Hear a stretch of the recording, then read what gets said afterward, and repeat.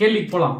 இப்போ ஏ ஆனது பிக்கு வடகிழக்கு திசையில் 1, 2 பி ஆனது சிக்கு வடமேற்கு திசையில் 2, கடைசியில் ஏக்கு எந்த திசையில் சி இருக்கும், இதான் 3.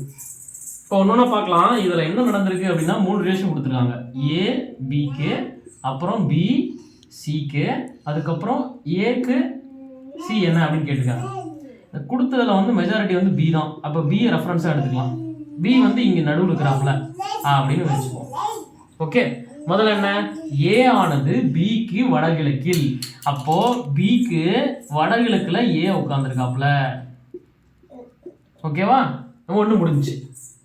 ரெண்டாவது போகலாம். பி ஆனது சிக்கு வடமேற்குல உட்காந்துருக்காப்புல. இந்த பி வந்து சிக்கு வடமேற்குல. அப்போ வடமேற்குனா இப்படி வரும்னு சொன்னோம்னா இப்படி வரும், இப்படி வரும், இப்படி தான் வரும் வடமேற்கு. அப்போ இங்கிருந்து போட்டோம்னா இங்கே சி இங்கே வரும். அப்போ பி ஆனது சிக்கு வடமேற்கில் அப்படிங்கும்போது இந்த மாதிரி வரும். ஸோ ரெண்டாவது கம்ப்ளீட். இப்போ மூணாவது கடைசி என்னது, ஏக்கு எந்த திசையில் சி இருக்கும். இப்போ ஏ இங்கே இருக்கா, சி இங்கே இருக்கா, அப்போ இது நேராக இருக்கு. அப்போ நேராக போட்டால் ஏ வடக்குல இருக்கிறாப்புல, சி தெற்குல இருக்கிறாப்புல. இப்போ என்ன கேள்வி, ஏக்கு அப்படிங்கும்போது ஏக்கு எந்த திசையில் சி இருக்கும். சி பார்த்தீங்கன்னா ஏலேருந்து பார்க்கும்போது தெற்கு திசையில் இருக்கிறது. அவ்வளோதான்.